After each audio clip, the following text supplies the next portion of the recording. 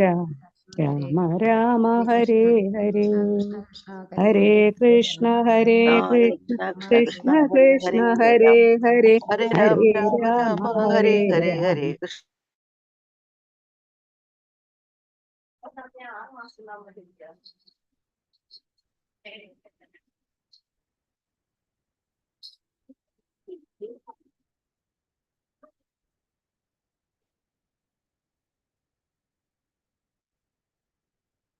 ഹരേ കൃഷ്ണ.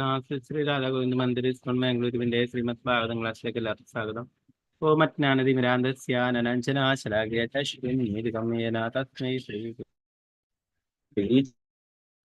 സ്ഥാപിതം യേന ഭൂതലേശം രൂപകഥാമഹ്യം തദാദി സുപദാന്തികം വന്ദേഹം ശ്രീഗുരു ശ്രീയുതാപദകമലം ശ്രീഗുരു വൈഷ്ണവം ശ്രീരൂപം സകൃജാതം സഗണരഘുനാഥാന്വിതം സജീവം സാദ്വൈതം സാവധൂതം പരിജനസഹിതം കൃഷ്ണചൈതന്യദേവം ശ്രീരാധാ കൃഷ്ണപാദാം സഗണലളിതാം ശ്രീവിശാഖാനിധാം ഹേ കൃഷ്ണ കരുണാ സിന്ധു ദീനബന്ധു ജഗത്പദേ ഗോപേശ ഗോപികാ കാന്ത രാധാ കാന്ത നമോസ്തുതേ സപ്തകാഞ്ചന ഗൗരാംഗി ശ്രീരാധേ വൃന്ദാവനേശ്വരി വൃഷഭാനുസുതേ ദേവി പ്രണമാമി ഹരിപ്രിയ വാഞ്ചകൽപതരൂപശ്ച കൃപാ സിന്ധുഭ്യേവ ച പതിതാനാം പാവനേഭ്യോ വൈഷ്ണവേഭ്യോ നമോ നമഃ. പഞ്ചതത്വാത്മകം കൃഷ്ണം ഭക്തരൂപാസുരൂപകം ഭക്താവതാരം ഭക്താഖ്യാ നമാമി ഭക്തശക്തി നിത്യാനന്ദമഹനൗമി സർവാനന്ദകരം പരം ഹരിനാമപ്രദം ദേവം അവധൂത ശിരോമണി. നമോ മഹാവതിന്യായ കൃഷ്ണ പ്രേമ പ്രദായതേ കൃഷ്ണായ കൃഷ്ണ ചൈതന്യ നാംനേ ഗൗരതിശനം. നമോ വിഷ്ണുപാദായ കൃഷ്ണപൃഷ്ഠായ ഭൂതലേ ശ്രീമതേ ഭക്തിവേദാന്ത സ്വാമിനി നാമിനി. നമസ്തേ സാരസ്വതേ ദേവേ ഗൗരവാണി പ്രചാരിണി നിർവിശേഷ ശൂന്യവാദി പാശ്ചാത്യദേശധാരിണി. ജയ ശ്രീകൃഷ്ണ ചൈതന്യ പ്രഭു നിത്യാനന്ദ ശ്രീ അദ്വൈത ഗദാധര ശ്രീവാസാദി ഗൗരഭക്തവൃന്ദ. ഹരേ കൃഷ്ണ കൃഷ്ണ കൃഷ്ണ ഹരേ ഹരേ ഹരേ രാമ രാമ രാമ ഹരേ ഹരേ. ഗുരുവേ ഗൗരചന്ദ്രായ രാധികായ തഥാലേ കൃഷ്ണായ കൃഷ്ണഭക്തായ തദ്ഭക്തായ നമോ. പ്രഭുപാദ് की जय, गुरु महाराज की जय, गौर ब्रह्मांडे हरे कृष्ण. മദേകബന്ധു മത്സംഗൻ മദ്ഗുരോ മന്മഹാദന മന്നിഷ്ടാരക മദ്ഭാഗ്യമദാനന്ദ നമോസ്തുതേ. ഗ്രന്ഥരായ ശ്രീമദ് ഭാഗവതം की जय. ശ്രീമദ് ഭാഗവതം തൃതീയ സ്കന്ധം 15-ാം അധ്യായം ശ്ലോകം 14. ഓം നമോ ഭഗവതേ വാസുദേവായ നമോ ഭഗവതേ വാസുദേവായ നമോ ഭഗവതേ വാസുദേവായ. വസന്തി യത്ര പുരുഷാ സർവേ വൈകുണ്ഠമൂർത്തയഃ യേ നിമിത്ത നിമിത്തേന ധർമ്മേണ ആരാധയൻ ഹരിം.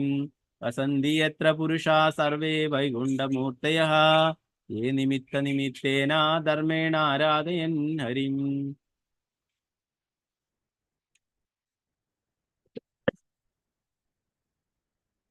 ഇതെല്ലാവർക്കും ചൊല്ലാം.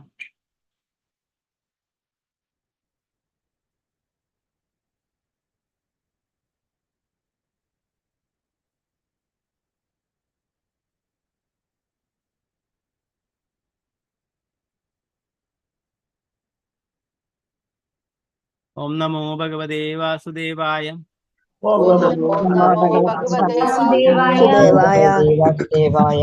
യത്ര പുരുഷാ സർവേ വൈകുണ്ഠമൂർത്തയഃ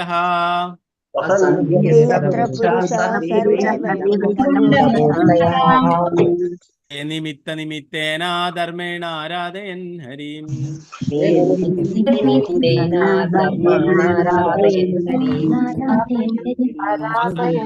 വസന്തി യത്ര പുരുഷാ സർവേ വൈകുണ്ഠമൂർത്തയഃ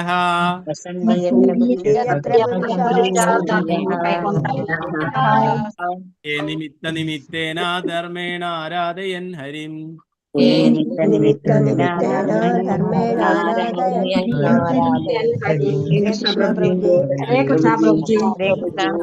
വസന്തി അവർ ജീവിക്കുന്നു. ഒരാളായിട്ട് ചൊല്ലിക്കൊള്ളു. അവസാന ഭാഗങ്ങളിൽ കാണാം ധർമ്മേണ ആരാധയൻ ഹരിം എന്നാണ് അല്ലെ. ധർമ്മേണ ആരാധയൻ ഹരിം. ശുഭദേവസ്വാമി അങ്ങനെയാണ് രാധാറാണിയെ പറയുമ്പോൾ ആരാധന എന്നൊക്കെ ആണ് പറയുക അല്ലെ. നമുക്ക് ഇവിടെ ധർമ്മേണ ആരാധയൻ അല്ലെ, നമ്മൾ വേർഡ് വേർഡായി ഇങ്ങനെ കട്ട് ചെയ്ത് വായിക്കുമ്പോൾ ധർമ്മേണ രാധയൻ ഹരിം. ഓക്കെ, ഒരാളായിട്ട് ചൊല്ലിക്കോളൂ.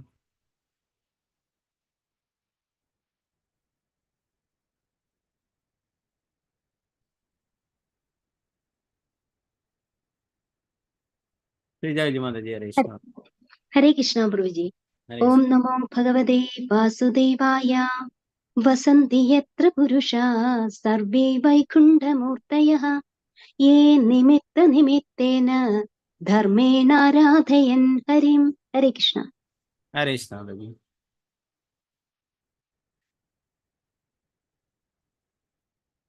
സീതാരാമനുണ്ണി മാതാജി, ഹരേ കൃഷ്ണ മാതാജി. ഹരേ കൃഷ്ണ പ്രഭുജി. ഹരേ കൃഷ്ണ. ഓം നമോ ഭഗവതേ വാസുദേവായ. വസന്തി യത്ര പുരുഷാ സർവേ വൈകുണ്ഠമൂർത്തയഃ യേ നിമിത്ത നിമിത്തേന ധർമ്മേണ ആരാധയൻ ഹരിം. ഹരേ കൃഷ്ണ പ്രഭുജി. ഹരേ കൃഷ്ണ മാതാജി. ഓക്കെ,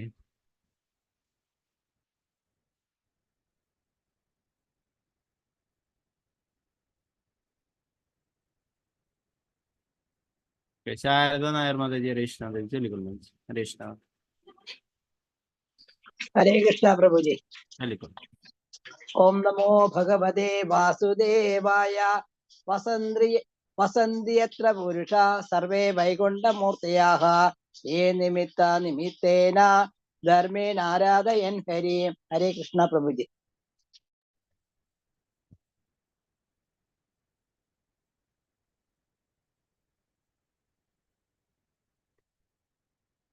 ഹരേ കൃഷ്ണ പ്രഭുജി. ഓം നമോ ഭഗവതേ വാസുദേവായ. വസന്തി യത്ര പുരുഷാ സർവേ വൈകുണ്ഠമൂർത്തയഃ യേ നിമിത്ത നിമിത്തേന ധർമ്മേണ ആരാധയൻ ഹരിം. ഹരേ കൃഷ്ണ പ്രഭുജി.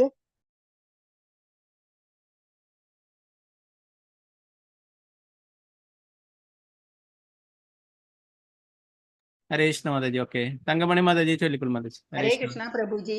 ഹരേ കൃഷ്ണ. ഓം നമോ ഭഗവതേ വാസുദേവായ.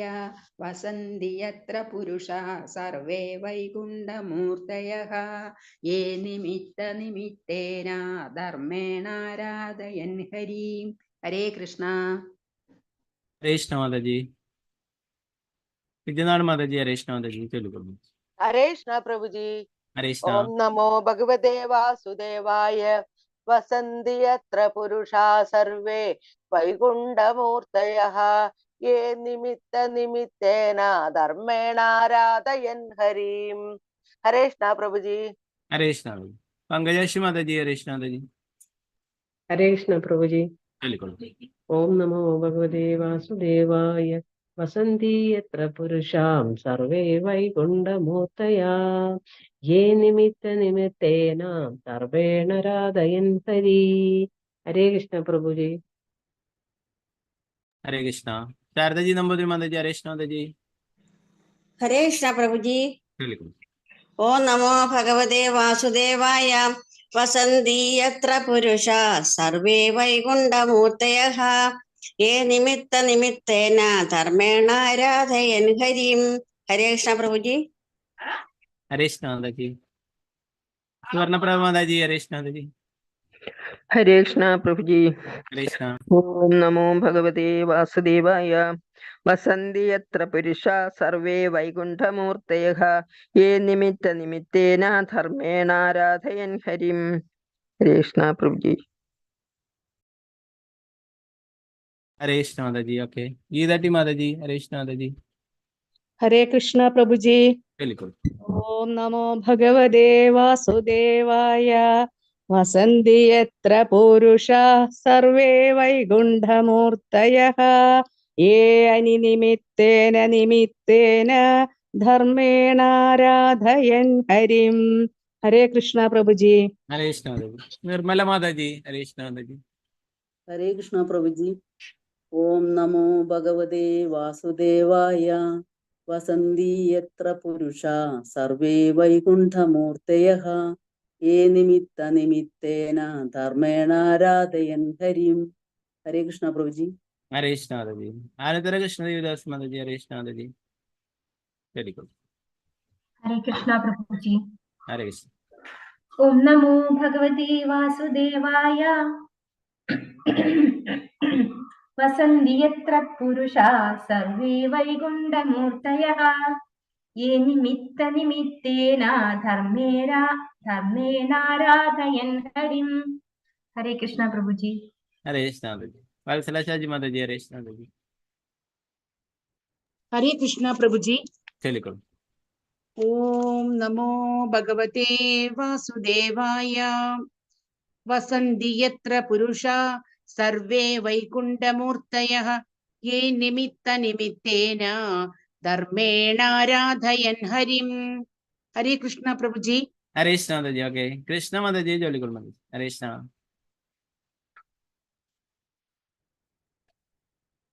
പ്രതിഭ മാതാജി ചൊല്ലിക്കോളൂ മാതാജി. ഹരേ കൃഷ്ണ പ്രഭു. ചൊല്ലിക്കോളൂ. ഓം നമോ ഭഗവതേ വാസുദേവായ.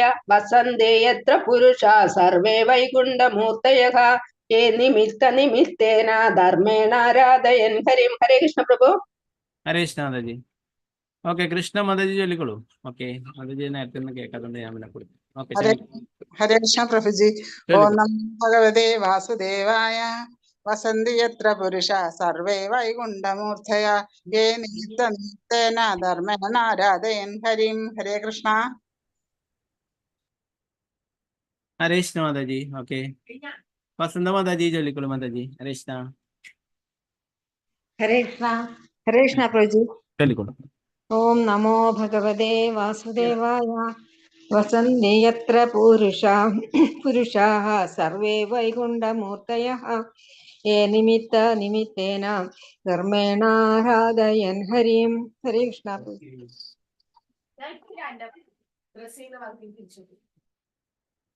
ഹരേ കൃഷ്ണ മാതാജി. ഓക്കെ, സുപ്രഭ മാതാജി. ഹരേ കൃഷ്ണ മാതാജി ചൊല്ലിക്കോളൂ.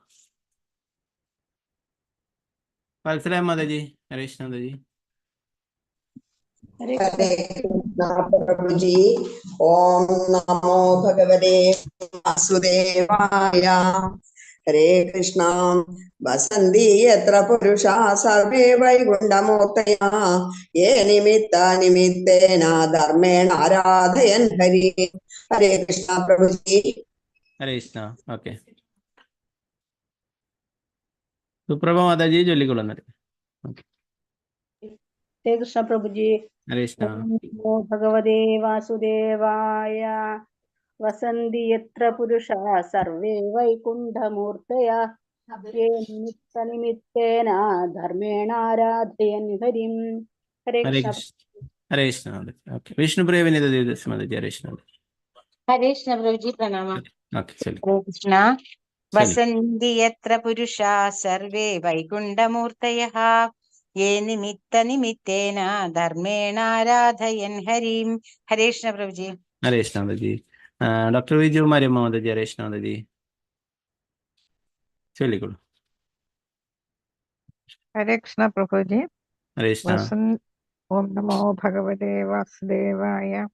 വസന്തേ യത്ര പുരുഷാ സർവേ വൈകുണ്ഠമൂർത്തയഃ യേ നിമിത്ത നിമിത്തേന ധർമ്മേണാരാധയൻ ഹരിം. ഹരേ കൃഷ്ണ പ്രഭു. ഹരേ കൃഷ്ണ മാതാജി. ശർമിള മാതാജി ചൊല്ലിക്കോളൂ.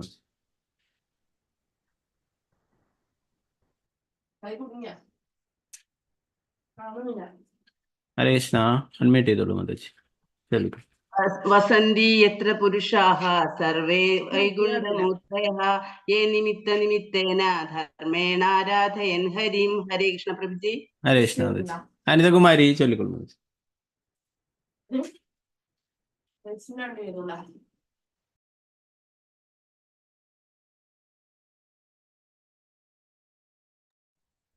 അനിതകുമാരി മാതാജി ചൊല്ലുന്നുണ്ടോ? ചൊല്ലിക്കോളൂ. അൺമ്യൂട്ട് ചെയ്തോളൂ. ഹരേ കൃഷ്ണ. രാമേന്ദ്ര പ്രഭു. ഹരേ കൃഷ്ണ പ്രഭു ചൊല്ലിക്കോളൂ. പ്രഭുജി. ഓം നമോ ഭഗവതേ വാസുദേവായ. വസന്തി യത്ര പുരുഷാ സർവേ വൈകുണ്ഠമൂർത്തയഃ യേ നിമിത്ത നിമിത്തേന ധർമ്മേണാരാധയൻ ഹരിം. ഹരേ കൃഷ്ണ പ്രഭുജി. ഹരേ കൃഷ്ണ പ്രഭു. ഓക്കെ, ഓക്കെ, അപ്പൊ മറ്റുള്ളവർക്ക് അടുത്ത ശ്ലോകങ്ങൾ ചൊല്ലാം.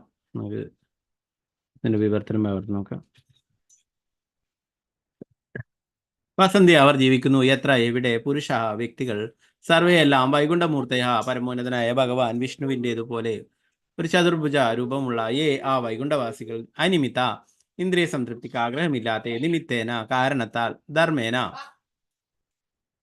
ഭക്തിയുത സേവനത്താൽ ആരാധയൻ തുടർച്ചയായി ആരാധിക്കുന്ന ഹരിയും പരമദിവ്യത്വ പുരുഷനായ ഭഗവാനായി വിവർത്തനം ഭാവാർത്ഥമേ ശ്രീ ഭക്തി വേദാന്ത സ്വാമി ശ്രീ പ്രഭുപാദിക്ക് ജയ്. വൈകുണ്ഠ ഗ്രഹങ്ങളിൽ വസിക്കുന്നവരുടെ എല്ലാം രൂപം പരമദിവ്യത്വ പുരുഷനായ ഭഗവാന്റേതിന് സദൃശമായ രൂപം തന്നെയാണ്. അവർ ഇന്ദ്രിയ സംതൃപ്തിക്ക് ഇച്ഛയില്ലാത്തവരായി ഭഗവാന് വേണ്ടിയുള്ള ഭക്തിയുത സേവനത്തിൽ നിരതരായിരിക്കുന്നു. ഭാവാർത്ഥം ശ്രീ പ്രഭുപാദിക്ക് ജയ്.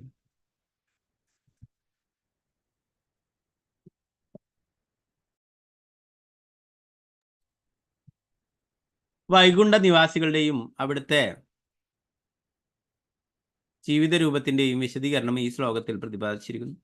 അവിടെ വസിക്കുന്നവർ പരമദിവ്യത്വ പുരുഷനായ നാരായണനെ പോലെ ആണ്. വൈകുണ്ഠ ഗ്രഹങ്ങളിൽ കൃഷ്ണന്റെ വിസ്തര രൂപമായ ചതുർഭുജ നാരായണനെ ആണ് മുഖ്യമൂർത്തി. ഭൗതിക ലോകത്തിലെ നമ്മുടെ സങ്കല്പത്തിന് വിരുദ്ധമായി അവിടെ വസിക്കുന്നവരും നാരായണനെ പോലെ ചതുർഭുജരാണ്. ഭൗതിക ലോകത്തിൽ എവിടെയും 4 കരങ്ങളുള്ള ഒരു മനുഷ്യജീവിയെ നമുക്ക് കാണാൻ കഴിയില്ല. വൈകുണ്ഠത്തിൽ ഭഗവത് സേവനമല്ലാത്ത മറ്റൊരു കർമ്മവുമില്ല. ഇത് അനുഷ്ഠിക്കുന്നതാകട്ടെ ഒരു ഉദ്ദേശത്തോടെയും എല്ലാ പ്രവർത്തനങ്ങൾക്കും വ്യക്തമായ ലക്ഷ്യവും പ്രത്യേക ഫലവും ഉണ്ടെങ്കിലും ഭക്തന്മാർ അവരുടെ സ്വന്തം ആഗ്രഹങ്ങളുടെ സഫലീകരണം ഒരിക്കലും ഇച്ഛിക്കുന്നില്ല.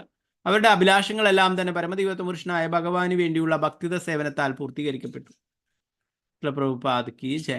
നാരായണൻ നമസ്കൃത്യ നരം ചൈവ നരോത്തമം ദേവീം സരസ്വതിം വ്യാസം തതോ ജയമുദ്രേ നഷ്ടപ്രായേഷു ഭദ്രേഷു നിത്യം ഭാഗവത സേവയാ ഭഗവതി ഉത്തമ ശ്ലോകേ ഭക്തിർഭവതി നൈഷ്ഠി മൂകം കരോതി വാചാലം പങ്കും ലംഘയതേ ഗിരിം യത്കൃപാതമഹം വന്ദേ ശ്രീഗുരു ദീനദാരിണം പരമാനന്ദമാധവം ശ്രീ ചൈതന്യേശ്വരം. നമോ വിഷ്ണുപാദായ കൃഷ്ണപൃഷ്ഠായ ഭൂതലേ ശ്രീമതേ ഭക്തിവേദാന്ത സ്വാമിന്നിധി നാമിനി നമസ്തേ സാരസ്വതീ ദേവി ഗൗരവാണി പ്രചാരിണി നിർവിശേഷ ശൂന്യവാദി പാശ്ചാത്യദേശധാരിണി.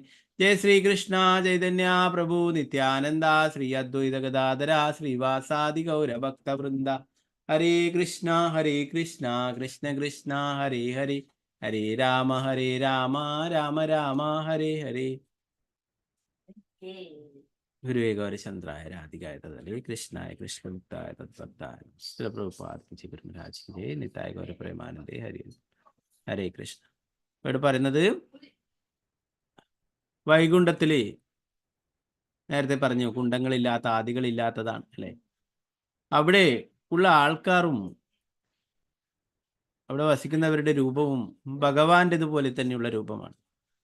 എന്നാൽ ഭഗവാനെ പോലെ ശംഖ് ചക്ര ഗദാപത്മങ്ങളൊന്നും കാണില്ല. എങ്കിലും 4 കൈകളുടെ രൂപമായിരിക്കും അല്ലെ. നമ്മൾ അജാമിളന്റെ ആ ലീലയിൽ ആ ഒരു പ്രഭുപാദർ ഒരു ഫോട്ടോ ഉണ്ട് പ്രഭുപാദരുടെ ബുക്സിലൊക്കെ, ഭാഗവത്തിലായാലും മറ്റു ചെറിയ ബുക്സിലൊക്കെ. അജാമിളിനെ കൊണ്ടുപോകാനായിട്ട് യമദൂതന്മാർ വന്നപ്പോൾ അവിടെ രക്ഷപ്പെടുത്തുവാനായിട്ട് വിഷ്ണു ദൂതന്മാർ വരുന്നുണ്ട്. ഒരു വിഷ്ണുവിനെ പോലെ തന്നെ 4 കൈകളുള്ള രൂപമാണ്, കിരീടമൊക്കെ ധരിച്ചിരിക്കുന്നു. എന്നാൽ മറ്റുള്ള ആയുധങ്ങളാണ് കയ്യിൽ കാണാനായിട്ട് സാധിക്കും അല്ലെ. ആ പിക്ചർ എൻ്റെ അടുത്ത് ഇപ്പോഴും പെട്ടെന്നില്ല. കയ്യിൽ വാളൊക്കെ പിടിച്ചിട്ടാണ് അല്ലെ. ഭഗവാന്റെ ഇതുപോലുള്ള ചക്രവും മറ്റൊന്നുണ്ട് അല്ലെ. ഭഗവാന് മാത്രം സ്വന്തമായിട്ടുള്ളതാണ് സുദർശന ചക്രം അല്ലെ. എന്നാൽ ഭഗവാന്റേതുപോലുള്ള രൂപം തന്നെയാണ്, 4 കൈകളുടെ രൂപമാണ് അവിടെ ഉള്ളവർക്കും ആത്മീയ ലോകത്തിലുള്ളവർക്കും വൈകുണ്ഠ ലോകങ്ങളിലുള്ളവർക്കും. അപ്പൊ അവർക്ക് വേറെ യാതൊരു ആഗ്രഹങ്ങളും തന്നെയില്ല. ഭഗവാന്റെ ഭക്തിയുത സേവനം ചെയ്യുക എന്നത് മാത്രമാണ് അവരുടെ ഇച്ഛ, അവരുടെ ആഗ്രഹം. വേറെ ഭൗതികമായിട്ടുള്ള യാതൊരു ആഗ്രഹങ്ങളും ഇല്ല എന്ന് പറയുന്നു. ഇപ്പൊ ഈ നാരായണന്റെ രൂപം, 4 കൈകളുള്ള രൂപം, വിഷ്ണുവിന്റെ രൂപം, അത് ശ്യാമസുന്ദര രൂപത്തിലുള്ള അല്ലെ ശ്രീകൃഷ്ണ ഭഗവാന്റെ വിസ്തരണം തന്നെയാണ്. നമ്മൾ ഭഗവത്ഗീതയിൽ പഠിക്കുകയുണ്ടായി അല്ലെ. ആദ്യം വിശ്വരൂപം കാണിച്ചു കൊടുത്തു, പിന്നീട് ഭഗവാൻ 4 കൈകളുടെ രൂപം അർജുനന് കാണിച്ചു കൊടുത്തു, വീണ്ടും 2 കൈകളുള്ള ശ്യാമസുന്ദര രൂപവും കാണിച്ചു കൊടുക്കുന്നുണ്ട് അല്ലെ. അപ്പൊ ഈ 2 കൈകളുള്ള രൂപത്തിൽ നിന്നാണ് ശ്രീകൃഷ്ണ ഭഗവാനിൽ നിന്നാണ് വിഷ്ണുവും മറ്റുള്ള എല്ലാ വിസ്തരണങ്ങളും ഉണ്ടായിട്ടുള്ളത് എന്ന് കാണിച്ചു കൊടുക്കുന്നു അല്ലെ. എന്തിനു വേണ്ടിയിട്ടായിരുന്നു അത്? ഭാവിയിൽ വരുന്നവർക്ക് കാണിച്ചു നൽകാനായിട്ട്. അതുപോലെ ഭഗവാൻ പരമദിവ്യോത്തമനാണ്, എല്ലാ വിസ്തരണങ്ങളുടെയും ഉത്ഭവ കേന്ദ്രമാണ് എന്നുള്ളത് കാണിക്കുവാനായിട്ട് അല്ലെ. അപ്പൊ എല്ലാം തന്നെ ഭഗവാന്റെ വിസ്തരണങ്ങളാണ്. എല്ലാ മറ്റുള്ള 4 കൈകൾ അല്ലെ, അനേകം വൈകുണ്ഠങ്ങളുണ്ട്. അവിടെയൊക്കെ ഓരോരോ പേരുകളിലെയും നാമങ്ങളിൽ അറിയപ്പെടുന്നു ഭഗവാന്റെ വിസ്തരണങ്ങൾ അല്ലെ. നമ്മൾ നേരത്തെ ചൈതന്യ ചരിതാമൃതത്തിലും കുറേ വിഷ്ണുവിന്റെ നാമങ്ങൾ പഠിക്കുകയുണ്ടായി അല്ലെ, 4 കൈകളുടെ രൂപത്തിൽ. അപ്പൊ ഇവിടെ പറയുന്നു വൈകുണ്ഠത്തിൽ ഭഗവത് സേവനമല്ലാതെ മറ്റൊരു കർമ്മവുമില്ല ചെയ്യാനായിട്ട്. അവിടെയുള്ളവർക്കൊക്കെ ഭഗവാന്റെ ഇതിന് സദൃശമായിട്ടുള്ള 4 കൈകളുടെ രൂപമാണ്.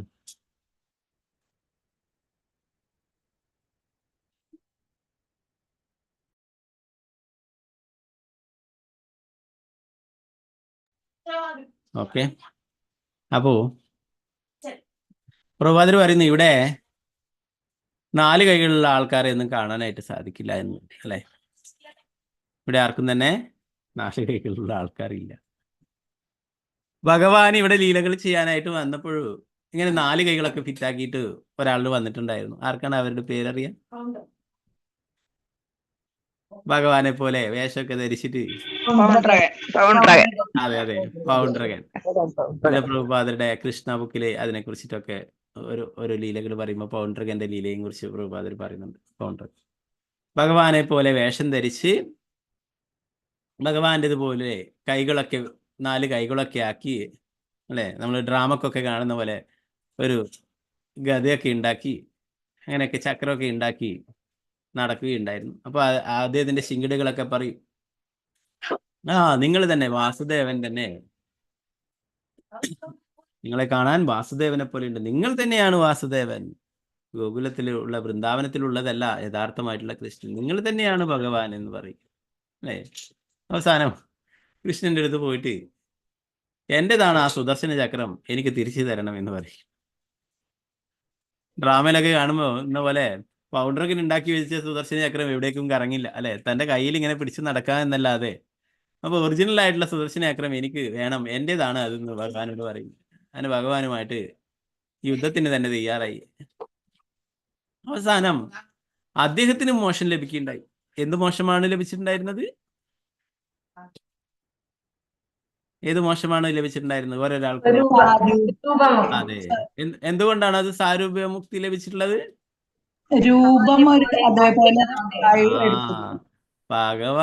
ഭഗവാനോട് അസൂയ പൂണ്ടിട്ടാണെങ്കിലും ഭഗവാന്റേതുപോലുള്ള രൂപം ധരിച്ച് എപ്പോഴും അതുപോലെ നടക്കുക അല്ലെ. ഭഗവാന്റെ പോലത്തെ രൂപം ധരിച്ചിട്ട് കണ്ണാടിയിൽ നോക്കി ആരെയും കാണുക? ഭഗവാന്റെ ഇതിന് സദൃശമായിട്ടുള്ള രൂപം തന്നെ അല്ലെ. എന്നാൽ ഭഗവാൻ അല്ല എങ്കിലും ഭഗവാനെ പോലെ വേഷം ധരിച്ച് അദ്ദേഹം ഭഗവാനെ അങ്ങനെയും സ്മരിക്കുകയുണ്ടായി അല്ലെ. അപ്പൊ അതാണ് ഏത് വിധത്തിൽ സ്മരിച്ചാലും അല്ലെ. നമ്മൾ നേരത്തെ പ്രഭുപാദർ പറയുകയുണ്ടായി, കംസൻ എപ്പോഴും ഭയം കൊണ്ടാണ് കൃഷ്ണനെ ഓർത്തിരുന്നത്. എപ്പോഴാണ് ആ കുട്ടി എന്നെ വന്നിട്ട് ദേവകിയുടെ 8ാമത്തെ പുത്രൻ എന്നെ വധിക്കുന്നു പറഞ്ഞു, ആ കുട്ടി എപ്പോഴാണ് കൃഷ്ണൻ എപ്പോഴാണ് എന്നെ വധിക്കുക, എന്നെ കൃഷ്ണൻ എപ്പം വധിക്കും, ഇങ്ങനെ എപ്പോഴും കൃഷ്ണനെ തന്നെ ചിന്തിച്ചുകൊണ്ടിരുന്നു അല്ലെ.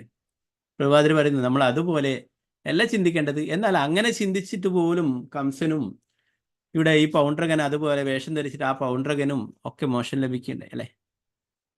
നമ്മള് പരമദിവ്യത്വ പുരുഷനായിട്ടുള്ള ഭഗവാനായിട്ട് നമ്മുടെ എല്ലാവരുടെയും അല്ലെ പരമപിതാവായിട്ടാണ് ഭഗവാനെ കാണേണ്ടത്. അവര് അസുരന്മാര് കണ്ടിട്ടുള്ള പോലെ അസൂയയോടെയല്ല. അപ്പൊ അതാണ് ഭഗവാന്റെ അഹേതുകമായിട്ടുള്ള കാരുണ്യം എന്ന് പറയുന്നത് അല്ലെ. നമ്മൾ നേരത്തെ പൂതനയുടെ കാര്യവും പറഞ്ഞു. പൂതന വിഷം പുരട്ടിയിട്ടുള്ള ആ പാല് നൽകിയിട്ട് കൊല്ലാനായിട്ടാണ് വന്നിട്ടുള്ളത് അല്ലെ. എങ്കിലും ഭഗവാൻ അവൾക്ക് പോലും മോശം നൽകിയിട്ടുണ്ട് അല്ലെ. എന്താണ്? അതും ഭഗവാന് സേവനം ചെയ്തു, ഭഗവാന് പാല് കൊടുത്തു അല്ലെ.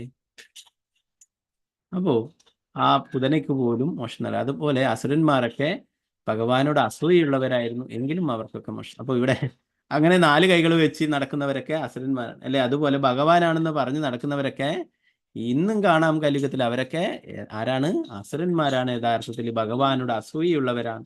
അവർക്ക് ഒരിക്കലും ഭഗവാനാകാനായിട്ട് സാധിക്കില്ല. അതുപോലെ പറഞ്ഞു നടക്കുന്നു, എന്നാൽ ഭഗവാൻ ചെയ്തിട്ടുള്ള പോലുള്ള അതീന്ദ്രിയമായിട്ടുള്ള കാര്യങ്ങളൊന്നും ചെയ്യാൻ ഒരിക്കലും അവരെ കൊണ്ട് സാധിക്കില്ല അല്ലെ. ഭഗവാൻ ഗോവർദ്ധന പർവ്വതത്തെ ഇടത് കൈയുടെ ചെറുവിരലിന്റെ നഖത്തിന്റെ മുകളിൽ 7 പകലും 7 രാത്രിയും എടുത്തുയർത്തുകയുണ്ടായി. 20 കിലോമീറ്ററിലധികം വലിയ ചുറ്റളവിലുള്ള വലിയ മരങ്ങളും പാറക്കല്ലുകളും ഗുഹകളും മൃഗങ്ങളും മറ്റും എല്ലാ ജീവികളുമുള്ള വൃന്ദാവനത്തിലെ ആ ഗോവർദ്ധനത്തെ ചെറിയ കുട്ടിയായിരിക്കുന്ന 7 വയസ്സുള്ള ആ ബാലനായിരിക്കുന്ന ഭഗവാൻ എടുത്തുയർത്തുകയുണ്ടായി അല്ലെ. എന്നാൽ ഈ ദൈവമാണ് ഭഗവാനാണെന്ന് പറഞ്ഞു നടക്കുന്നവർക്ക് അല്ലെ ഒരു ചെറിയൊരു 100 കിലോ ഉള്ള ഒരു സാധനം പോലും എടുത്തുയർത്താനായിട്ട് സാധിക്കും അല്ലേ. അപ്പോൾ അങ്ങനെ പറഞ്ഞു നടക്കുന്നവരൊക്കെ അവരെ പിന്തുടരുന്നവരെയും കബളിപ്പിക്കുകയാണ്, എവിടെയും എത്തിച്ചേരില്ല അല്ലെ. അവസാനം രണ്ടുപേരും കുഴിയിൽ വീഴും അല്ലെ. പ്രഭുപാദർ പറയുന്ന പോലെ ഒരു അന്ധനെ മറ്റൊരു അന്ധനെ ഒരിക്കലും വഴി കാട്ടാനായിട്ട് സാധിക്കില്ല അല്ലെ. അപ്പൊ അങ്ങനെയുള്ളവരും അവസാനം എവിടെയും എത്താതെ ആയിത്തീരുന്നു, ഇവിടെ വീണ്ടും വീണ്ടും ജനിച്ചും മരിച്ചും കൊണ്ടേ. ഓക്കെ, അപ്പൊ ഇവിടെ പറയുന്നു അങ്ങനെ വൈകുണ്ഠ ലോകങ്ങളിലുള്ളവർക്കൊക്കെ 4 കൈകളുടെ രൂപമാണ്. അതുപോലെ തന്നെ അവരുടെയൊക്കെ യഥാർത്ഥ ലക്ഷ്യം എന്ന് പറയുന്നത് ഭഗവത് സേവനമാണ്, മറ്റൊന്നും തന്നെ ഇല്ല എന്നുള്ള കാര്യം.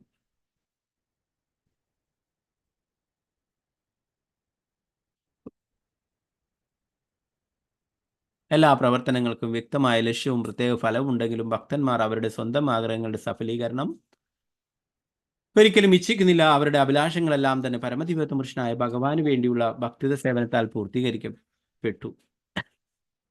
തങ്ങൾക്ക് ഭക്തന്മാർക്ക് അങ്ങനെ ഭഗവാനെ സറണ്ടർ ആയിട്ടുള്ള ഭക്തന്മാർക്ക് വേറെ യാതൊരു ആഗ്രഹങ്ങളുമില്ല. ഭഗവാന്റെ സന്തോഷമാണ് ഏറ്റവും വലിയ സന്തോഷം എന്ന് പറയുന്നത് അല്ലെ. 15ാമത്തെ ശ്ലോകം നമുക്ക് നോക്കാം. ഓം നമോ ഭഗവതേ വാസുദേവായ. യത്ര ചാദ്യ പുമാനസ്തി ഭഗവാൻ ശബ്ദഗോചരഃ തത്വം വിഷ്ടവ്യ വിരജം സ്വാനാംനോ മൃഡയൻ വൃഷഃ.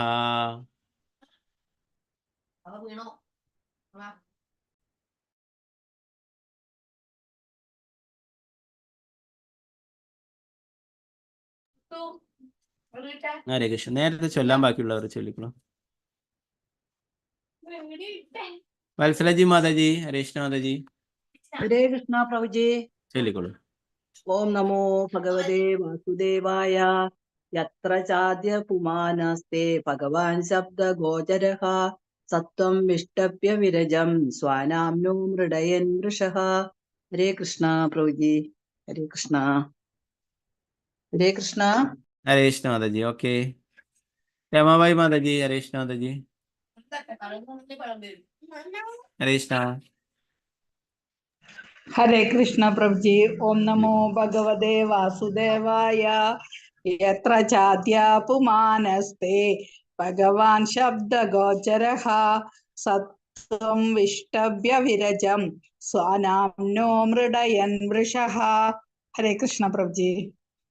ഹരേഷ്ണ മാതാജി. ഓക്കെ, ഭാരതീയമ്മ മാതാജി, ഹരേഷ്ണ മാതാജി. ഹരേ കൃഷ്ണ പ്രഭുജി. ഹരേഷ്ണ.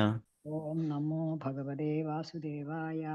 യത്ര ചാദ്യ പുമാനസ്തേ ഭഗവാൻ ശബ്ദഗോചര സത്വം വിഷ്ടഭ്യ വിരജം സ്വാനാം നോ മൃഡയൻ വൃഷഃ. ഹരേ കൃഷ്ണ. ഹരേ കൃഷ്ണ മാതാജി. അനിതകുമാരി മാതാജി, ഹരേഷ്ണ മാതാജി. ചൊല്ലാൻ പറ്റുമോ? നേരത്തെ മാതാജിയെ വിളിക്കുന്നുണ്ടായിരുന്നു, നെറ്റ്വർക്ക് പ്രശ്നമുണ്ട്, എന്താ അറിയില്ല. സാവിത്രി കൃപേശ്വരി ദേവിദാസ് മാതാജി, ഹരേഷ്ണ മാതാജി. ഹരേ കൃഷ്ണ പ്രഭുജി. ഓക്കെ, ഓം നമോ ഭഗവതേ വാസുദേവായ. യത്ര ചാദ്യാഃ പുമാനസ്തേ ഭഗവാൻ ശബ്ദഗോചരഃ സത്വം വിഷ്ടപ്യ വിരജം സ്വാനാംനോ മൃഡയൻ വൃഷഃ. ഹരേ കൃഷ്ണ പ്രഭുജി. പ്രണാമം. ഹരേഷ്ണ മാതാജി, ഹരേഷ്ണ. മണിഭൂഷിത രേവതി ദേവിദാസ് മാതാജി, ഹരേഷ്ണ. ഹരേ കൃഷ്ണ പ്രഭുജി. ചൊല്ലിക്കോളൂ. ഓം നമോ ഭഗവതേ വാസുദേവായ. യത്ര ചാദ്യ പുമാനസ്തേ ഭഗവാൻ ശബ്ദഗോചരഃ സത്വം വിഷ്ടപ്യ വിരജം സ്വാനാംനോ മൃഡയൻ വൃഷഃ.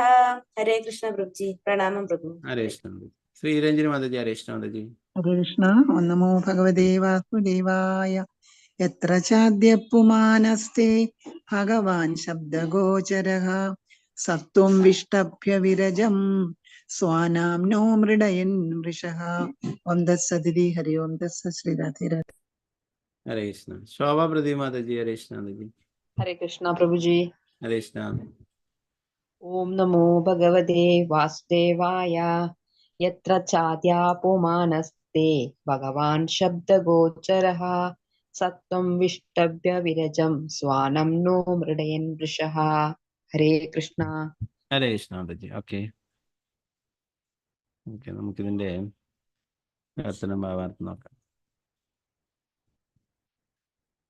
യത്ര വൈകുണ്ഠ ഗ്രഹങ്ങളിൽ ചാവും ആദേഹ മൗലികമായ, പുമാൻ വ്യക്തി, ആസ്തേ അവിടെയാകുന്നു, ഭഗവാൻ പരമദിവ്യത്വ പുരുഷനായ ഭഗവാൻ, ശബ്ദഗോചര വൈദിക സാഹിത്യത്തിലൂടെ മനസ്സിലാക്കി, സത്വം നന്മയുടെ രീതി, വിഷ്ടഭ്യ സ്വീകരിക്കുക, വിരജം മലിനീകരിക്കപ്പെടാത്ത, സ്വാനാം അദ്ദേഹത്തിന്റെ സ്വന്തം സഹവാസികളാൽ, നഹ ഞങ്ങൾ, മൃഡയൻ വർദ്ധിക്കുന്ന സന്തോഷം, വൃഷഹ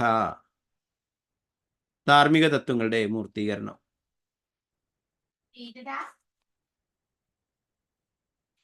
പരമദിവർത്തനം പവർത്തനയുടെ പ്രഭുപാദിക്ക് ചെയ്യും. പരമദിവ്യോത്തം പുരുഷനായിരിക്കുന്ന ഭഗവാൻ വൈദിക സാഹിത്യത്തിലൂടെ മനസ്സിലാക്കാൻ കഴിയുന്ന മൂലവ്യക്തി വൈകുണ്ഠ ഗ്രഹങ്ങളിലാണുള്ളത്.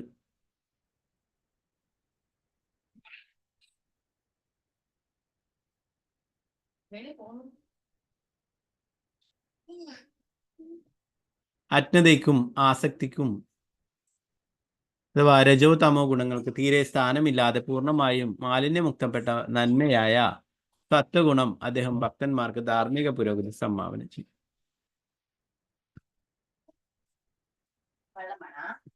ഭാവാർത്ഥം ശിലപ്രഭുപാദിക്ക് ചെയ്യും. വേദങ്ങളുടെ വിവരണങ്ങളിൽ നിന്നും ശ്രവണം ചെയ്യുക വഴിയല്ലാതെ മറ്റൊരു പ്രക്രിയയിലൂടെയും ആത്മീയാകാശത്തിലുള്ള പരമദിവ്യോത്തമ പുരുഷനായ ഭഗവാന്റെ രാജധാനിയെ പറ്റി മനസ്സിലാക്കുവാൻ സാധിക്കില്ല. ആർക്കും അത് പോയി കാണാൻ കഴിയുമില്ല. ഈ ഭൗതിക ലോകത്തിൽ പോലും വിദൂരതയിലുള്ള ഒരു സ്ഥലം മോട്ടോർ വാഹനങ്ങളിൽ പോയി കാണുവാൻ സാമ്പത്തിക സൗകര്യമില്ലാത്ത ഒരാൾക്ക് അതിനെപ്പറ്റി അംഗീകൃത ഗ്രന്ഥങ്ങളിൽ വായിച്ചറിയാനേ നിവൃത്തിയുള്ളൂ. അതുപോലെ ആത്മീയ ആകാശം ഈ ഭൗതിക ആകാശത്തിൽ നിന്നും വളരെ ഉയരത്തിലാണ്. ഏറ്റവും സമീപത്തുള്ള ചന്ദ്രനിൽ പോകാനുള്ള ശ്രമങ്ങളിൽ പോലും ശൂന്യതയിലൂടെ സഞ്ചരിച്ച് പ്രയാസപ്പെടുന്ന ആധുനിക ശാസ്ത്രജ്ഞന്മാർ ഈ ലോകത്തിന്റെ അത്യുന്നതങ്ങളിലുള്ള ഗ്രഹങ്ങളെ പറ്റി ഒന്നും പറയുന്നില്ല. അവർ ഭൗതിക ആകാശത്തിന് മീതെ പോകാനും ആത്മീയാകാശത്തിൽ പ്രവേശിച്ച് വൈകുണ്ഠ ഗ്രഹങ്ങൾ സ്വയം ദർശിക്കുവാനും യാതൊരു സാധ്യതയുമില്ല. അതുമൂലം ആത്മീയാകാശത്തിന്റെ ദൈവരാജ്യത്തെപ്പറ്റി അംഗീകൃത വേദപുരാണങ്ങളിൽ നിന്നും ഗ്രഹിക്കുവാനേ സാധിക്കുള്ളൂ. സത്ത്, രജസ്, തമസ് എന്നീ ത്രിഗുണങ്ങൾ നിറഞ്ഞതാണ് ഭൗതിക ലോകം. എന്നാൽ ആത്മീയ ലോകത്തിൽ രജസിന്റെയും തമസിന്റെയും ഛായ പോലുമില്ല.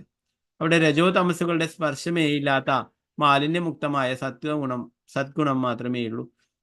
ഭൗതിക ലോകത്തിൽ ഒരു വ്യക്തി പൂർണ്ണമായ സത്വഗുണത്തിലാണെങ്കിൽ പോലും ചില സമയം രജസിന്റെയും തമസിന്റെയും മാലിന്യങ്ങൾ അവനെ ബാധിക്കാറുണ്ട്. വൈകുണ്ഠ ലോകത്തിൽ ആത്മീയാകാശത്തിൽ സത്തിന് അതിന്റെ പരിശുദ്ധമായ രൂപത്തിൽ മാത്രമേ അസ്തിത്വമുള്ളൂ. വൈകുണ്ഠ ഗ്രഹങ്ങളിൽ വസിക്കുന്ന ഭഗവാനും അദ്ദേഹത്തിന്റെ ഭക്തന്മാരും ശുദ്ധസത്വം അഥവാ പരിശുദ്ധമായ നന്മ എന്ന് പറയപ്പെടുന്ന അതേ അതീന്ദ്രിയ യോഗ്യതയുള്ളവരാണ്. വൈകുണ്ഠ ഗ്രഹങ്ങൾ വൈഷ്ണവർക്ക് വളരെ പ്രിയകരങ്ങളാണ്. ആ ഭഗവത് രാജ്യത്തേക്കുള്ള മുന്നേറ്റത്തിന് ഭഗവാൻ സ്വയം തന്റെ ഭക്തരെ സഹായിക്കും. ശിലപ്രഭുപാദിക്ക് ശരി.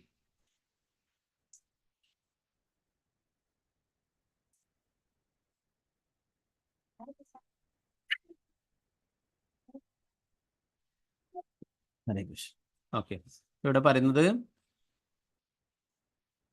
ശാസ്ത്രങ്ങളിലൂടെ ഭഗവത് ധാമത്തെ കുറിച്ച് അല്ലെ. നമ്മുടെ ഈ അധ്യായത്തിന്റെ പേര് തന്നെ വൈകുണ്ഠ ഗ്രഹങ്ങളുടെ ഭഗവത് സാമ്രാജ്യത്തിന്റെ വർണ്ണനയാണ്. ഭഗവത് രാജ്യത്തിന്റെ വർണ്ണന എന്നത്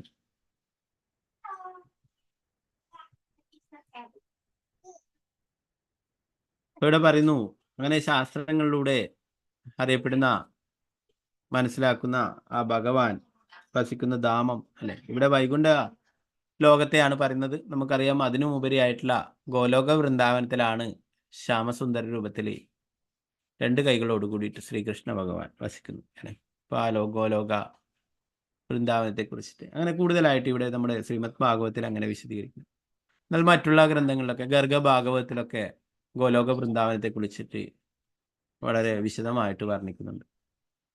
അപ്പൊ ഇവിടെ വൈകുണ്ഠ ലോകത്തിനെ കുറിച്ചിട്ടാണ് വിവരിക്കുന്നത്. അപ്പൊ അത് ശാസ്ത്രങ്ങളിലൂടെ പഠിച്ചറിയാനായിട്ടാണ് പറയുന്നത്. നമുക്ക് നേരിട്ട് വൈകുണ്ഠ ലോകത്തിൽ പോകണമെങ്കിൽ അതിന് തക്കത യോഗ്യത നമുക്കുണ്ടായിരിക്കണം അല്ലെ. അല്ലെങ്കിൽ നമുക്ക് ശാസ്ത്രങ്ങളിലൂടെ അതിനെ പറ്റിയിട്ട് മനസ്സിലാക്കാനായിട്ട് സാധിക്കുമെന്ന് പറയും.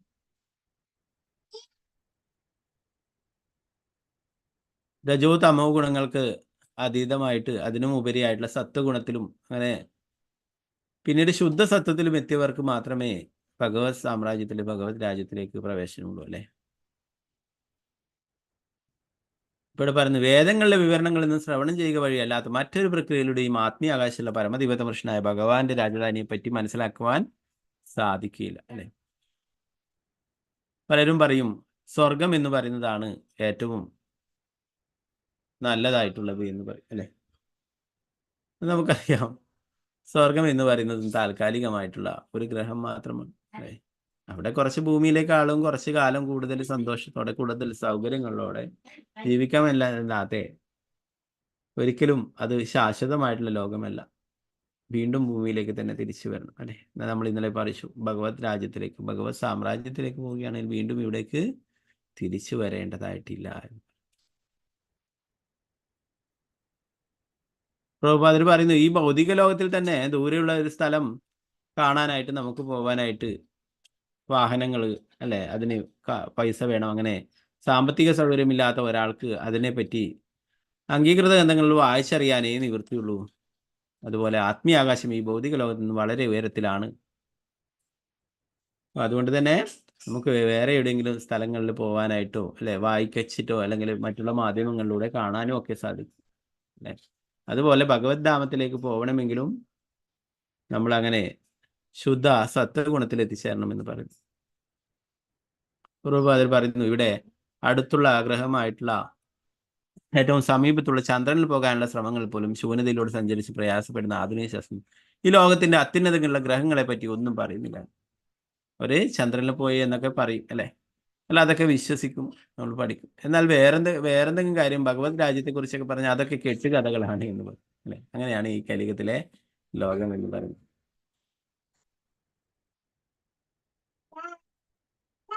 ഈ ലോകത്തിന്റെ അത്യുന്നതങ്ങളുള്ള ഗ്രഹങ്ങളെ പറ്റി ഒന്നും പറയുന്നില്ല. അവർ ഭൗതിക ആകാശത്തിന് മീതെ പോകാനും ആത്മീയ ആകാശത്ത് പ്രവേശിച്ച് വൈകുണ്ഠ ഗ്രഹങ്ങൾ സ്വയം ദർശിക്കുവാനും യാതൊരു സാധ്യമല്ല. അതുമൂലം ആത്മീയ ആകാശത്തിലെ ദൈവരാജ്യത്തെ പറ്റി അംഗീകൃത വേദപുരാണം നിന്നും ഗ്രഹിക്കുവാനേ സാധിക്കൂ.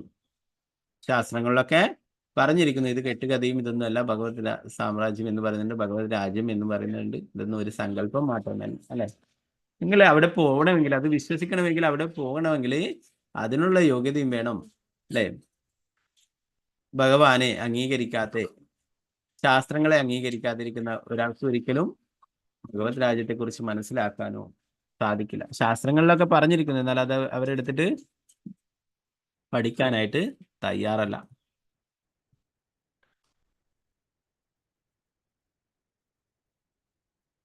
ഇവിടെ പറയുന്നു വൈകുണ്ഠ ഗ്രഹങ്ങളിൽ വസിക്കുന്ന ഭഗവാനും അദ്ദേഹത്തിന്റെ ഭക്തന്മാരും ശുദ്ധസത്വം അഥവാ പരിശുദ്ധമായ സത്വം, പരിശുദ്ധമായ നന്മ എന്നറിയപ്പെടുന്ന അതേ അതീന്ദ്രിയ യോഗ്യതയുള്ളവരും വൈകുണ്ഠ ഗ്രഹങ്ങൾ വൈഷ്ണവർക്ക് വളരെ പ്രിയങ്കരങ്ങളാണ്.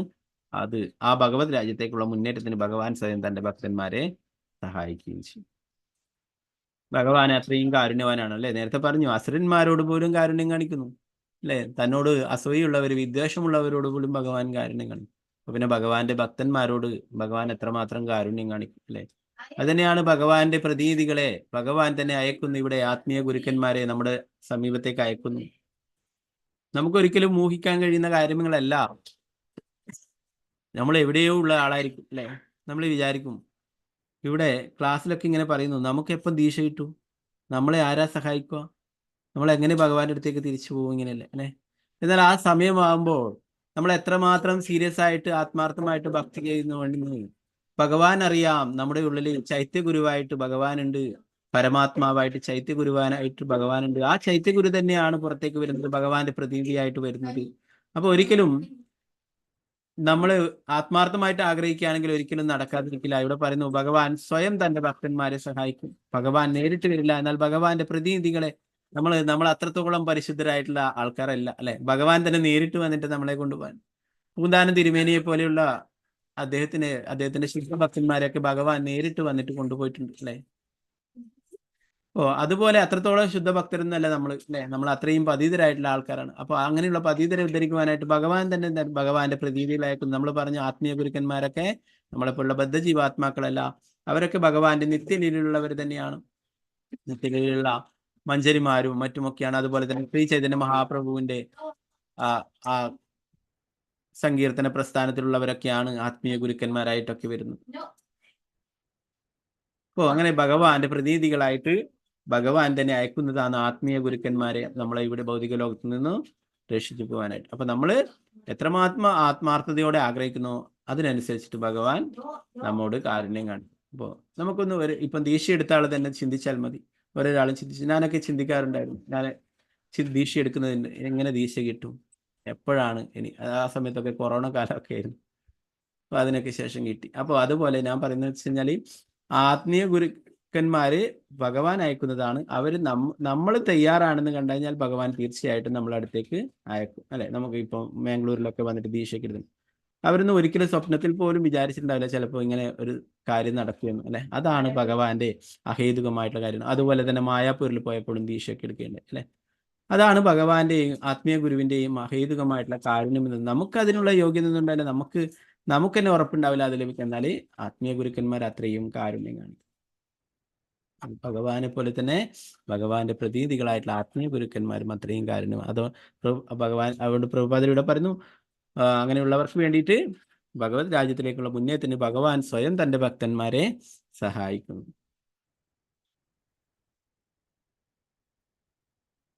അപ്പൊ അങ്ങനെ അയച്ചാൽ നമ്മൾ അത് സ്വീകരിക്കാനായിട്ട് തയ്യാറായിരിക്കണം. അല്ലെ, ഭഗവാൻ തന്നെ പറഞ്ഞു, ഏ യഥാ മാം പ്രപത്യന്തേ താം സജൈവ ഭജാമ്യഹം. ഏത് രീതിയിലാണോ എന്നെ ആരാധിക്കുന്നത് അതിനനുസരിച്ചുള്ള ഫലം ഞാൻ നിങ്ങൾക്ക് നൽകും. അല്ലെ, നമുക്ക് ഇപ്പോഴൊന്നും പോണ്ട, നമുക്ക് ഇവിടെ തന്നെ നിന്നാ മതി എന്ന് നമ്മൾ മനസ്സുകൊണ്ട് ആഗ്രഹിക്കുകയും നമ്മൾ പുറമേ നമുക്ക് പോണമായിരുന്നു എന്നൊക്കെ പറഞ്ഞാൽ ഈ ഡ്യൂപ്ലിസിറ്റി ഒന്നും ഭഗവാന്റെ അടുത്ത് നടക്കില്ല. മറ്റുള്ളവരെയൊക്കെ ഡ്യൂപ്ലിസിറ്റി കാണിച്ചിട്ട് നമുക്ക് പറ്റിക്കാനായിട്ട് പറ്റും, അകമേ ഒന്നും പുറമേ ആയിട്ടും. അല്ലെ, ഉള്ളിൽ വിചാരിക്കും ഇനിയും കുറച്ചും കൂടി കാലം കൂടി ഈ വീട്ടിലൊക്കെ നല്ല മക്കളെയൊക്കെ നോക്കിയിട്ട് നല്ല സന്തോഷത്തോടെ കഴിയണം. പുറമേ പറയും എനിക്ക് ഭഗവാന്റെ അടുത്തേക്ക് പോകണേന്, അത് ഒരിക്കലും നടക്കില്ല. ഭഗവാനുണ്ട് നമ്മുടെ ഹൃദയത്തിൽ പരമാത്മാവായിട്ട്, ചൈത്യഗുരു. അപ്പൊ നമ്മൾ എന്താണ് യഥാർത്ഥത്തിൽ ചിന്തിക്കുന്നതെന്ന് ഭഗവാൻ അറിയാം. ഓക്കെ, അപ്പൊ നമുക്ക് ഈ ഒരു ശ്ലോകം കൂടി നോക്കിയിട്ട് നിർത്താം. 16-ാമത്തെ. ഓം നമോ ഭഗവതേ വാസുദേവായ. യത്ര നൈശ്രേയസം നാമാ വനം കാമാദുഗൈർദ്രുമൈഃ സർവർതു ശ്രീബിർ വിഭ്രജാത് കൈവല്യാമിവ മൂർത്തിമാത്.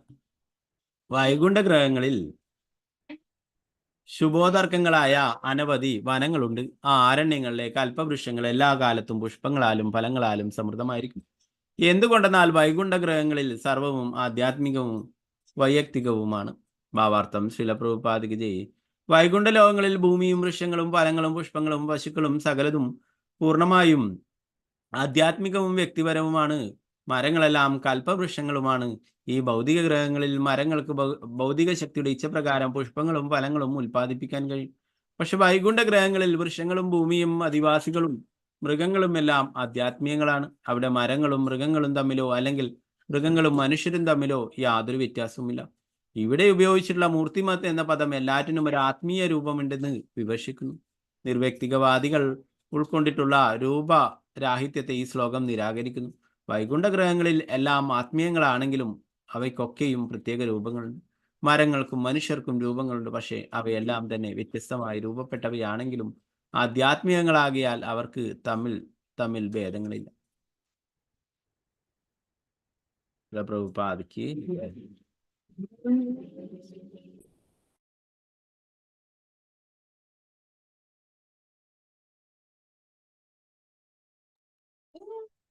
ഇവിടെ എന്താ പറയുന്നത്?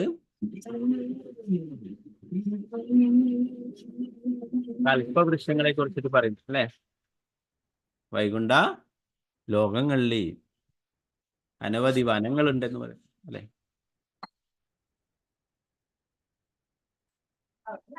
വൃന്ദാവനത്തിൽ തന്നെ നമുക്കിവിടെ അറിയാം. വൃന്ദാവനത്തിന്റെ പതിപ്പായിട്ട് നമുക്കിവിടെ ഭൗമ വൃന്ദാവനത്തിൽ തന്നെ 12 വനങ്ങളുണ്ട്. അല്ലെ, അതുപോലെ ഇവിടെ പറയുന്നു വൈകുണ്ഠ ഗ്രഹങ്ങളൊക്കെ ശുഭോദർക്കങ്ങളായ അനവധി വനങ്ങളുണ്ടെന്ന്.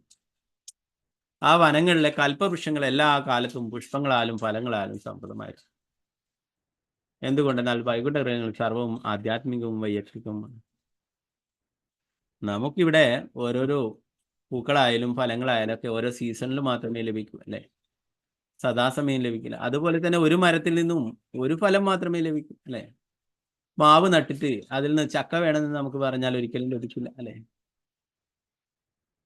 ഇപ്പോ വൈകുണ്ഠ ലോകങ്ങളിലെ ആധ്യാത്മിക ലോകങ്ങളിലുള്ള കൽപ്പവൃക്ഷങ്ങൾക്ക് അത് എന്ത് വേണമെങ്കിലും ലഭിക്കും. ആ കൽപ്പവൃക്ഷത്തിൽ നിന്നും ആപ്പിൾ വേണോ, ഓറഞ്ച് വേണോ, മാങ്ങ വേണോ, എന്ത് വേണമെങ്കിലും ലഭിക്കും. അതാണ് കൽപ്പവൃക്ഷം. എന്ത് ചോദിച്ചാലും നൽകുന്നതാണ് ആ കൽപ്പവൃക്ഷം. അത് ആത്മീയമായിട്ടുള്ള അതീന്ദ്രിയമായിട്ടുള്ളതാണ് എന്നിവിടെ പറയും. അല്ലെ, ഭഗവാന്റെ ഗോലോകത്തെ കുറിച്ച് വർണ്ണിക്കുമ്പോൾ ബ്രഹ്മസംഹിതയിൽ തന്നെ പറയുന്നു, ചിന്താമണി പ്രകരസത്മസു കൽപവൃക്ഷ ലക്ഷാവൃതേഷു സുരഭിരഭിപാലയന്തം രശ്മി സഹസ്രശതസംഭ്രമ സേവ്യമാനം ഗോവിന്ദമാദിപുരുഷം തമഹം ഭജാമി. ചിന്താമണി രത്നങ്ങൾ കൊണ്ടുള്ള കൊട്ടാരങ്ങളാണ് ആത്മീയ ലോകങ്ങളിലുള്ളത്. അതുപോലെ തന്നെ എന്ത് ചോദിച്ചാലും ലഭിക്കുന്ന കൽപ്പവൃക്ഷങ്ങളുണ്ട്. അതുപോലെ തന്നെ സദാസമയവും പാൽ ചുരത്തുന്ന സുരഭി പശുക്കളുണ്ട്. അതിനെ ഭഗവാൻ പരിപാലിക്കും. അല്ലെ, നമ്മുടെയൊക്കെ വീടുകളിലൊക്കെ വളർത്തുന്ന പശുക്കളെ രാവിലെ പാല് തരും, വൈകിട്ടും പാല് തരും, സദാസമയവും പാൽ ചുരത്തുന്നു. ഇവിടെ സുരഭി പശുക്കളും ആത്മീയ ലോകത്തിലുള്ളത്. അത് ഇവിടത്തെ പോലുള്ളതല്ല. അല്ലെ, ഇന്ദ്രൻ ഭഗവാന്റെ അടുത്ത് അപരാധങ്ങൾ ചെയ്ത് അതിന് മാപ്പായിട്ട് ഇന്ദ്രൻ ദേവലോകങ്ങളിലുള്ള സുരഭി പശുക്കളെ കൊണ്ട് പാൽ ചുരത്തി ഭഗവാൻ അഭിഷേകം ചെയ്യുക. വൃന്ദാവനത്തിൽ പോയവർക്ക് കാണാം, ഗോവർദ്ധനത്തിനടുത്തായിട്ട് അവിടെ സുരഭി കുണ്ടെന്നുള്ള ഒരു തടാകം തന്നെയുണ്ട്. ഇന്ദ്രൻ സുരഭി പശുക്കളെ കൊണ്ട് പാൽ ചുരത്തി ഭഗവാനെ അഭിഷേകം ചെയ്തിട്ടുള്ള തീർത്ഥം. അങ്ങനെയുള്ള സുരഭി പശുക്കളുണ്ട്. അതുപോലെ 10,000-കണക്കിന് ലക്ഷ്മിമാർ സദാസമയവും ഭഗവാനെ സേവിക്കുവാനും. അല്ലെ, എന്നിട്ടും ഭഗവാൻ നമ്മുടെയൊക്കെ സേവനങ്ങൾ സ്വീകരിക്കുന്നു. ആയിരക്കണക്കിന്, ഇവിടെ ഒരു ലക്ഷ്മിയെ തന്നെ പ്രീതിപ്പെടുത്തുന്ന പൂജിക്കുന്നു ആൾക്കാർ. അല്ലെ, അനുഗ്രഹങ്ങൾ ലഭിക്കും. അപ്പോൾ ഭഗവാൻ ഈ 10,000-കണക്കിന് ലക്ഷ്മിമാർ സദാസമയം സേവനത്തിനായിട്ട് തയ്യാറാണ്. എന്നിട്ടും ഭഗവാൻ ഇവിടെ നമ്മുടെ സേവനങ്ങൾ സ്വീകരിക്കുന്നു. അല്ലെ, ഭഗവാൻ പറയുന്നു, പത്രം പുഷ്പം ഫലം തോയ, നിങ്ങൾ നൽകുന്ന അല്പം ജലമോ ഒരു പഴമോ ഒരു പുഷ്പമോ ഇതൊക്കെ ഭഗവാൻ സ്വീകരിക്കുമെന്ന് പറയും. അല്ലെ, അല്പം ജലമോ എല്ലാം ഭഗവാൻ സ്വീകരിക്കും. അപ്പോൾ ഇവിടെ പറഞ്ഞ കൽപ്പവൃക്ഷത്തിൽ നിന്ന് ലഭിക്കാത്ത സാധനമൊന്നുമല്ല ഇവിടെ. അല്ലെ, ഒരു പൂവായാലും ഒരു ഫ്രൂട്ട്സ് പഴമായാലും ഒക്കെ ഫലമായാലും ഒക്കെ ഭഗവാന് അവിടെ ഇഷ്ടം പോലെ ലഭിക്കുന്നതാണ്. അല്ലേ, എന്നാൽ ഭഗവാന് ഭഗവാന്റെ ഭക്തന്മാർ അത്രയും പ്രിയപ്പെട്ടതാണ്. നമ്മൾ നേരത്തെ പഠിച്ചു. അല്ലെ, വിതുരന്റെ വീട്ടിൽ പോയിട്ട് വിതുരന്റെ പത്നി പഴത്തിന്റെ തൊലി കൊടുത്തിട്ടും ഭഗവാൻ അത് സന്തോഷത്തോടെ കഴിക്കും. അല്ലെ, അതാണ് ഭഗവാനും ഭക്തന്മാരുമായിട്ടുള്ള ബന്ധം എന്ന് പറഞ്ഞു, ഭക്തന്മാരോടുള്ള സ്നേഹം എന്ന് പറഞ്ഞു. അത് വിചാരിച്ചിട്ട് നമ്മൾ പഴം തിന്നിട്ട് തൊലി കൊടുത്താൽ മതി എന്നല്ല. അപ്പൊ ഇവിടെ പറയുന്നത് കൽപ്പവൃക്ഷമുണ്ട്, അവിടെ നിന്ന് ലഭിക്കാത്ത സാധനങ്ങളൊന്നും അല്ല ഇവിടെ. എങ്കിലും ഭഗവാൻ നമ്മൾ നൽകുന്ന ആ നിവേദ്യങ്ങൾ സ്വീകരിക്കുന്നു. എന്താണ് അതിലൂടെ നമുക്ക് ലഭിക്കുന്നത്? ഭഗവാന്റെ അഹേതുകമായിട്ടുള്ള കാരുണ്യം. അല്ലെ, ഭഗവാനെ ഇത് ലഭിച്ചിട്ട് വേണ്ട വിശപ്പടങ്ങാനായിട്ട്. അപ്പോ നമ്മോട് കാരുണ്യം, അത് സ്വീകരിക്കുന്നതിലൂടെ ഭഗവാൻ നമ്മോട് കാരുണ്യം ഭഗവാൻ പറയുന്നു. അല്ലെ, അശ്നാമി പ്രേതാത്മ, സ്നേഹത്തോടും ഭക്തിയോടും കൂടി നൽകുകയാണെങ്കിൽ തീർച്ചയായും ഞാൻ അത് സ്വീകരിക്കും എന്ന് പറയും. അപ്പോൾ എല്ലാം കൽപ്പവൃക്ഷങ്ങളിൽ ലഭിക്കും, എന്നാലും ഭഗവാൻ സ്വീകരിക്കും. അല്ലെ, ഇവിടെ കൽപ്പവൃക്ഷത്തെ കുറിച്ച് പറയുന്നു. ആത്മീയ ലോകം നേരത്തെ പറഞ്ഞു, 4 കൈകളുടെ രൂപങ്ങളാണ് ആത്മീയ ലോകത്തിലുള്ളവർക്കെല്ലാം എന്ന് പറഞ്ഞു. അല്ലെ, അതുപോലെ തന്നെ ഇവിടെ പറയുന്നു, മറ്റുള്ള മൃഗങ്ങളായാലും എല്ലാം ആധ്യാത്മികങ്ങളാണ്. അവര് ആത്മീയ ലോകത്തിലുള്ള എല്ലാ മൃഗങ്ങളായാലും മരങ്ങളായാലും എല്ലാം അവരൊക്കെ ഭഗവാന്റെ ഭക്തന്മാർ തന്നെയാണ്. അല്ലെ, വൃന്ദാവനത്തിൽ പോയാൽ നമുക്ക് കാണാൻ പറ്റും, വൃന്ദാവനത്തിലെ മരങ്ങളൊക്കെ വൈഷ്ണവരാണ്. അവർക്ക് പൂജകൾ ചെയ്യും, അവരെ നമസ്കരിക്കും. വലിയ വലിയ മഹാരാജാക്കന്മാരൊക്കെ കാണാം, അവിടെയുള്ള ആ വലിയ മരങ്ങളൊക്കെ അവർ ആലിംഗനം ചെയ്യും, അവിടെ നമസ്കരിക്കും. അതുപോലെ നിധിവനത്തിലുള്ള മരങ്ങളൊക്കെ നമുക്ക് പകൽ സമയങ്ങളിൽ അത് മരങ്ങളായിട്ട് കാണും. നിധിവനത്തിലൊക്കെ പോയവർക്കറിയാം, ആ മരങ്ങളൊക്കെ, ആ മരം എങ്ങനെയാണോ താഴോട്ട് ആണ് ഉള്ളത്, ഭൂമിയിലേക്ക് സ്പർശിച്ചു കൊണ്ട് നിൽക്കുന്ന വിധത്തിലാണുള്ളത്. അപ്പോൾ യഥാർത്ഥത്തിൽ അവരൊക്കെ ഭഗവാന്റെ നിത്യലീലയിലുള്ളവരാണ്. നമ്മുടെ ഭൗതികമായിട്ടുള്ള കണ്ണുകൾ കൊണ്ട് നമുക്കത് കാണാൻ സാധിക്കും. അവരൊക്കെ പകൽ സമയത്തും നമുക്ക് മരങ്ങളായിട്ട് കാണപ്പെടും, എന്നാൽ അവരൊക്കെ ഭഗവാന്റെ പരിശുദ്ധ ഭക്തന്മാരാണ്, ഭഗവാന്റെ ലീലയിലുള്ളവരാണ്. അതുപോലെ തന്നെ ഇവിടെ പറയുന്നു, വൈകുണ്ഠ ലോകങ്ങളിലുള്ളവരും മൃഗങ്ങളും മരങ്ങളും ഒക്കെ ആത്മീയമായിട്ടുള്ളതാണ്. അവരൊരിക്കലും ഈ ഭൗതിക ലോകത്തിലുള്ളതുപോലെയല്ല. അവരൊക്കെ ഭഗവത് സേവനങ്ങളാണ്. കൽപ്പവൃക്ഷങ്ങളായാലും മറ്റുള്ള പശുക്കളായാലും ഭഗവാന് പാലിച്ചിട്ടുണ്ട്. അല്ലെ, അവരൊക്കെ ഭഗവാനെ സേവനം ചെയ്യുകയാണ്. അതെല്ലാം തന്നെ അതീന്ദ്രിയമായിട്ടുള്ള ആത്മീയമായിട്ടുള്ള രൂപമാണ്, അല്ലാതെ ഇവിടെ പോലുള്ള ഭൗതിക ലോകത്തിലുള്ള പോലുള്ള രൂപങ്ങളല്ല എന്ന്. ഇവിടെ പറയുന്നു അവിടെ മരങ്ങളും മൃഗങ്ങളും തമ്മിലോ അല്ലെങ്കിൽ മൃഗങ്ങളും മനുഷ്യരും തമ്മിലോ യാതൊരു വ്യത്യാസവുമില്ല. ഇവിടെ ഉപയോഗിച്ചുള്ള മൂർത്തിമത്ത് എന്ന പദം എല്ലാറ്റിനും ഒരു ആത്മീയ രൂപം ഉണ്ടെന്ന് വിവക്ഷിക്കും. അപ്പൊ അവർക്ക് എല്ലാവർക്കും അവിടെയുള്ള എല്ലാറ്റിനും ലഭിച്ചിട്ടുള്ളത് ആത്മീയമായിട്ടുള്ള ശരീരമാണ്. മരത്തിന്റെ രൂപത്തിലായാലും അത് ആത്മീയമായിട്ടുള്ള ശരീരമാണ്. ഇത് നമ്മളെ പോലുള്ള ഇവിടെയുള്ള പോലെ ഭൗതികമായിട്ടുള്ള ശരീരമല്ല. അതുകൊണ്ട് തന്നെ അതിന് യാതൊരു വ്യത്യാസമില്ല. എല്ലാം ആത്മീയ ലോകത്തിലുള്ള എല്ലാം തന്നെ ആത്മീയമായിട്ടുള്ള കാര്യങ്ങളാണ്. നിർവ്യക്തികവാദികൾ ഉൾക്കൊണ്ടിട്ടുള്ള രൂപരാഹിത്യത്തെ ഈ ശ്ലോകം നിരാകരിക്കും. നിർവ്യക്തികവാദികൾ എന്താ പറയാ? ഭഗവാന് രൂപമില്ല എന്ന് വിവരിക്കും അല്ലെ. അപ്പൊ ഇവിടെ പറയുന്നു ഭഗവാനെ പോലുള്ള 4 കൈകളുള്ള രൂപത്തോടെയാണ് ആത്മീയ ലോകത്തിൽ എത്തുന്നത്. വൈകുണ്ഠ ഗ്രഹങ്ങളിലെല്ലാം ആത്മീയങ്ങളാണെങ്കിലും അവയ്ക്കൊക്കെയും പ്രത്യേക രൂപങ്ങളുണ്ട്. മരങ്ങൾക്കും മനുഷ്യർക്കും രൂപങ്ങൾ. പക്ഷെ അവയെല്ലാം തന്നെ വ്യത്യസ്തങ്ങളായി രൂപപ്പെട്ടവയാണെങ്കിലും ആധ്യാത്മികങ്ങളാകിയാൽ അവയ്ക്ക് തമ്മിൽ ഭേദങ്ങളില്ല. ഇവിടെ എല്ലാവരും ഭഗവാനെ സേവനങ്ങളിൽ ചെയ്യുകയാണ്. പ്രഭുപാദ് കി ജയ്. ഗ്രന്ഥരായ ശ്രീമദ് ഭാഗവതം കി ജയ്. വാഞ്ചകൽപതരൂപശ്ച കൃപാ സിന്ധുഭ്യവച പതിതാനം പാവനേഭ്യോ വൈഷ്ണവേഭ്യോ നമഃ. അനന്തകൂടി വൈഷ്ണവൃന്ദിക്ക് ജയ്. ശ്രീ പ്രഭുപാദ് കി ജയ്. ഗുരുമരാജ് കി പ്രമാനന്ദേ. ഹരേ കൃഷ്ണ. എന്തെങ്കിലും അടുത്ത ഭാഗങ്ങൾ സംശയങ്ങൾ ഉണ്ടെങ്കിൽ ചോദിക്കാം.